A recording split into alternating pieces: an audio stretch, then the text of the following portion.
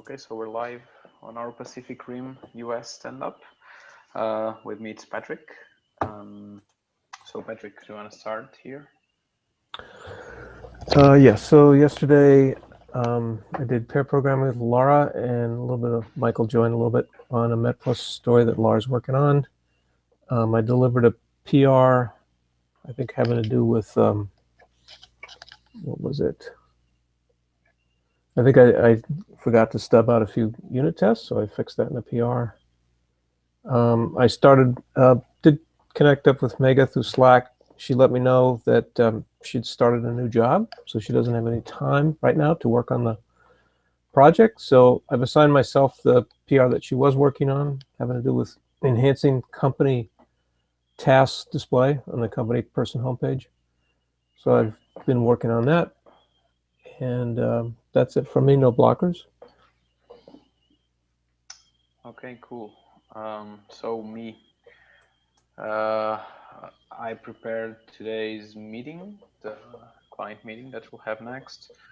Mm-hmm. Also, corrected some PRs, corrected one of the PRs that was not had some issues. I'm trying to make it pass on the semaphore, but it doesn't give any error, but it fails, so that's good. Mm. And I'm trying to see if I can fix that. And I've been doing some stuff for async voter, and basically that was it for me. Any word from Chet on the questions that he was pursuing, or the class categories? No, that's why I have a point there Mm-hmm. for today's meeting to do a follow-up Okay. on that, so we can know what's happening. Yep. Okay. So I'm not planning to demo anything because I don't think we really have anything worth demoing. So it should be a relatively short meeting, unless he's got some category stuff to discuss, which might be interesting. Mm-hmm. But we'll see. Yeah, I also think so. When I picked up this and looked at it, when I generated our release notes, I saw it and I looked a lot of background work, especially. So Mm-hmm. Mm. that's it. Um, I had some questions here. Not sure if you know. Let's see.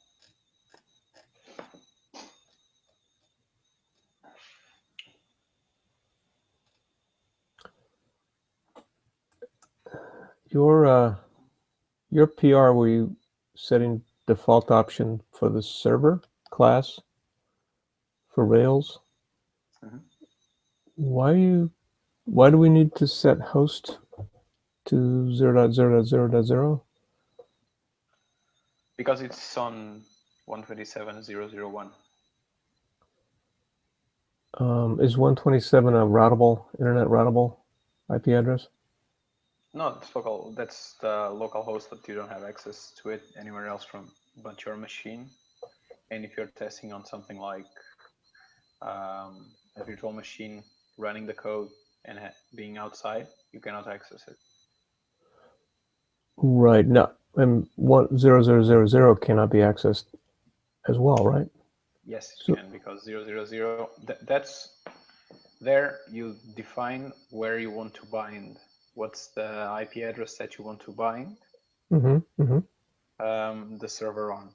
And if you bind it to a specific address, it will only hear on that address. If you bind it on 0.0.0.0, it binds on any, and it receives from any um, request from Oh, for any IP on the machine. on the local machine. Yes. Oh, okay. And why did we have to do that? What was the impetus for that? What was the reason? I'm on Windows and I have a virtual machine that runs And you have a what? a A, test, a you virtual have, machine that runs the Rails part. oh, you have a VM machine, you said? Yeah. Oh, I see. Yeah. Okay. So you had to make those two environments talk to each other. Yeah. Okay, now I understand why that was done. I didn't I didn't get it, but now I see what's going on. Okay. I was trying to set up something like a vagrant and stuff like that, but it was not working at the end, so I didn't push it that far. And that's why you whitelisted the IP for the web console gem as well? Yep. Okay. So you can test on Windows then. That's great. Yes. Not on Windows. It needs to run a VM. Oh, right. That's too. If you could get your Windows OS to talk to see it, that would be great. But anyway, it's probably more work than Yeah, it's but the problem is that our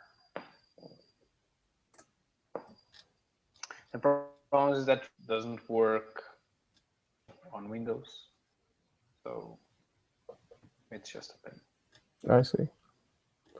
One last question about that change. So you did it. You aliased default options BK to default options, and then you call a method called default options. What's going on there? Why are you doing that?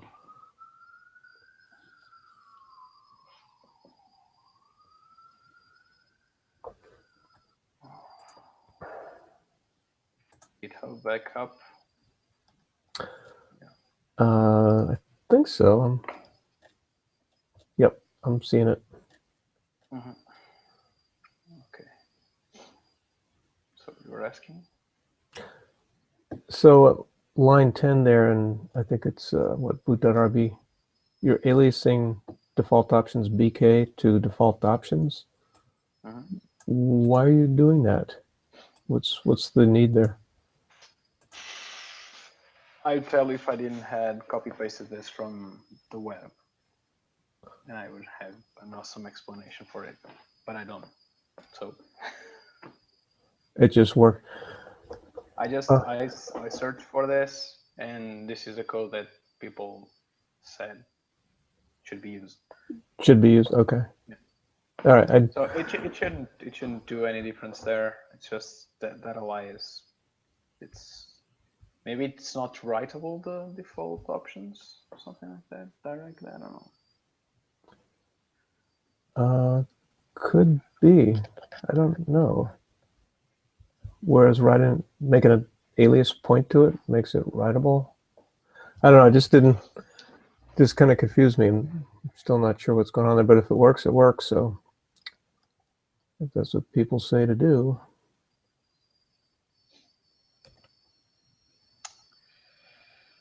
Okay, so let me go back to where I was. Where was I? I was in. I was in Waffle. Yeah, Waffle. There was something like 437. Add authentication to company registration controller. Do we have that already working? 437. Because it's currently in need review, it doesn't have any PR. It does not. There's no PR for that yet. No. Company register. So he's got 434 outstanding. What's that? That's for company people, not for company registrations. I guess no, I guess he's working on it. So I'm gonna move it back to in progress. Why need review? That's weird. Okay.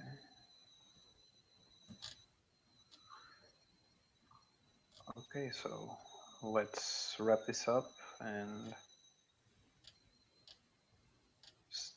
going to start the hangout for the meeting with chat. Okay. Okay. Yep.